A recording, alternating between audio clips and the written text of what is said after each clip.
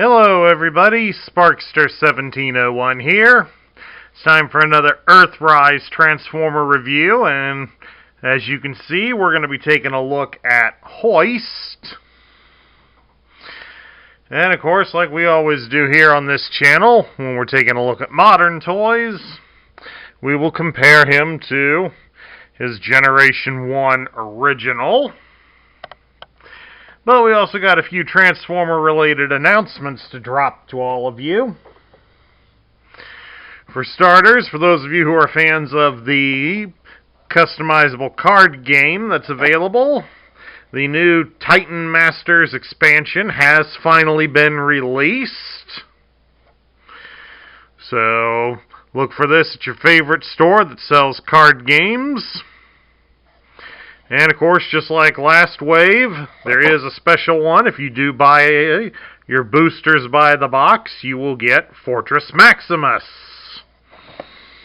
So, reviews for that will be coming sometime in the coming weeks, when I can get some time to keep up with the videos. There's also been a new Transformers video game announced. Transformers Battlegrounds, I believe this is the title. Anyway, it'll be a somewhat top-down perspective, and you'll get to battle as some of your favorite characters. There's a 30-second trailer for it you should be able to find on YouTube. And it is interesting to see, but it really doesn't show much. Hold on a second, phone's ringing. Stupid survey people. Don't they know not to bother me? Alright, at any rate, Transformers Battlegrounds does show a few of the characters in there. Obviously, Optimus Prime and Megatron make appearances in it, but I also spotted Bumblebee, Starscream, and quite possibly RC as well will be in the game. Hopefully in the coming weeks we'll get a full trailer that will give us more of an idea as what to expect. Supposedly the game drops in mid to late October for all modern consoles and PC. So that's something else to look forward to. And finally, we've had some more toys revealed for the Earthrise line. Soundwave supposedly has been revealed. I'm not really excited about that because it's apparently going to be a repaint of the Siege version. So basically it'll be Soundwave with no battle damage. That's kind of a cheap cop-out. But for those of you who are around for the video the other day for Starscream, we are going to be getting a Conehead. Thrust has been confirmed as being upcoming. And we're also going to get Cyclonus as well. What looks to be a more movie-accurate version of Cyclonus. So that'll be an interesting one to see. Plus, also, they have announced another Transformers crossover figure. We'll be getting Maverick from the Top Gun movies. From the way the packaging looks and the toy inside, it looks to be based on the 1986 original Top Gun movie, not the upcoming sequel. So the plane will be based on the F-14 Tomcat. So that'll be a nice one to see. That ought to be a nice one to see. The packaging and the plane both look decent. Although I'm kind of on the fence about the choice of Top Gun for a Transformer crossover. But we'll see what comes of it in the coming months. Anyway, enough with the announcements. Let's get down to Hoist. Now, the original Hoist here was released in 1985, and he functioned in maintenance for the Autobots. So he was responsible for maintaining their bodies. As it was said, he would even restrict them to the repair bay if they had a faulty turn signal.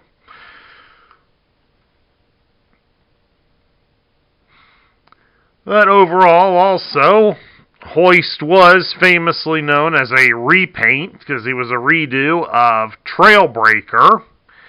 And apparently that tradition will be carried over here in Earthrise because we will be expecting in the coming months an Earthrise version of Trailbreaker. And more than likely they will copy this toy into Trailbreaker.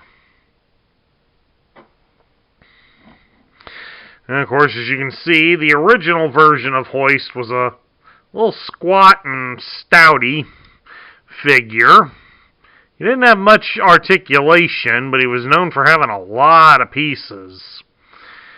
Articulation-wise, you could rock the head back and forth, since it was on a hinge at the back of his neck. The arms could be rotated at the shoulder, reasonably all the way around. You'd have to shift these fins out of the way, and then you could rotate the arm all the way around. And Hoist could also bend his arms at the elbow, but he didn't bring his arm straight down due to the extended pieces here. The add-on fists or missiles, or whatever you would mount at the end of his arms, would cause them to not move beyond that point. Of course, also these things were notorious for falling off, as you just saw, due to the fact that the spring-loaded mechanisms were neutered on these old toys so that they didn't fire. But since they didn't really latch on very well either, they tended to just drop the pieces whatever they were holding them. Now here we have the modern Hoist, and it retains a lot of the color scheme of the original, replacing a lot of the chrome with white. I would have probably preferred a light gray instead of white, but white's not bad. White is certainly not bad. And of course, this time they've mounted the scanner onto the top of his backpack unit instead of it plugging into the back of Hoist's head, like it does on the original. And again, it's slightly based more on the animation model than the G1 toy. But it still looks very, very good. Modern Hoist's articulation is also considerably improved. You can turn his head from left to right, and the head can rock back and forth. It is on a ball joint, but it's also on a hinged plate, so it moves a little bit more. His arms, without the side panels, can raise up so far. And of course, with the side panel, it can rotate all the way around. You still have to move the wings on his backpack unit. Hoist can also bend his arms at the elbow, almost up against his shoulder. And he does have a swivel at the bicep. So he does have the Hasbro famous G.I. Joe battle grip. When we shift his arms here, you can spread his legs apart into a full splits. You can raise his leg at the hip about 90 degrees, and he can bend at the knee 90 degrees, but of course he has two joints at the knee, so it really doesn't matter which way you bend it. There's also a swivel in his thigh, which allows you to rotate the legs. So, all in all, it is a nice improvement on the original toy. And of course, if any of you are buying this toy loose, this orange cannon here is the only accessory that the new Hoist comes with. The instructions, of course, do not list what his gun is. They instead want to tell you his vital statistics, but since they don't label what they are in English or any known Earth language, you're left to guess, unless you have the smartphone app, and my phone's not that smart. Okay, let's transform these guys and take a look at their truck modes and see how they compare. Now here we have both of them in their tow truck modes. And there's quite a considerable difference here. Might help lower the ramp on the original so they match a bit from the sides. And in ways, the new one makes some improvements by being a little bit bigger, but it also fails a little bit. For one thing, on the new one, as you can clearly see some of the kibble hanging beneath it. That's a bit of a distraction. And number two, the tow bar here on the back is more instead used as a connection ramp instead of as a tow bar. Whereas on the original toy you had this is a tow bar, so you could hook it up to another Autobot and you could tow it. As you can see here, folks, here's a nice little bonus. G1 Hoist can tow Earthrise Hoist. I don't think they intended it to work out that way, but hey, it does. But one improvement is the fact that Earthrise Hoist here doesn't have near the number of loose pieces. So that'll be a nice thing to have. Granted, there is the battle damage detail here on the hood of Hoist, so obviously he's been in a few accidents. And of course, since they've changed this into a gripper ramp instead, it now basically connects to some of the other ramp toys like Sound Barrier, or it can connect to Ironworks, or even to Optimus Prime's trailer. So it's an interesting little touch to it. How well does he roll on these big plastic wheels? Surprisingly, even with the kibble hanging around, he does roll pretty good. There's one other thing I want to point out before we get to my thoughts. There is another easy to remove piece, and it's this tiny wheel here. I just dropped it on the floor again. There we go. It's this tiny little wheel that connects down into this post area here. It just popped free on me while I was handling it.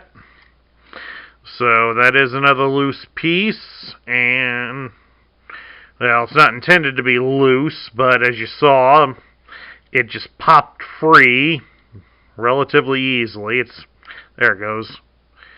So if there are any parents out there watching this video that have young children, you may want to avoid this version of Hoist to ensure they don't accidentally swallow that piece.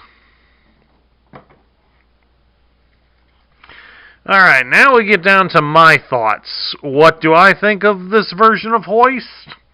Well, in some ways I like it, because it does pay a fair amount of homage to the G1 toy, even including the yellow and black striping on the sides of the truck.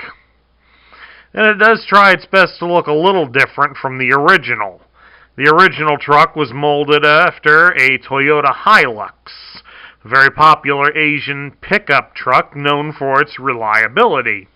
Unless, of course, you're Electric Entwistle from the British comedy Last of the Summer Wine, who famously had a Hilux that did not run all that well. But this also is a slight step backwards in ways. The play feature on the back of the tow bar, I'm kind of on the fence about, folks. I mean, maybe when I have all of them and I have a little bit of space where I can put them all together into a cityscape, maybe I might change my mind about it, but for right now, I would have preferred it to have been able to have him tow another Autobot. I mean, that's part of what made the original so much fun. You could tow other decent-sized Autobot cars behind him. So the loss of that is a bit much. But the thing that really gets me is the kibble underneath. You know, with it being pretty visible, that's not something a lot of us fans do like, because it does detract from the appearance, especially when you can see specific body parts. And you can clearly see the fists from that. So this one's kind of in the middle, folks. It's a nice toy to have, and since he's a deluxe class, he isn't going to cost you very much, but it's not a perfect representation of the original toy. And that concludes my review of the Earthrise version of Hoist. I hope you all enjoyed it. If you like this video, drop me a thumbs up here on YouTube. New to the channel, please hit the subscribe button and join our ranks. And ring the bell so you'll be notified when we post new content. Also, share this channel and video with your friends to help this channel grow. And share your thoughts about Hoist in the comments down below. This is Sparkster1701 saying I'll catch you all later.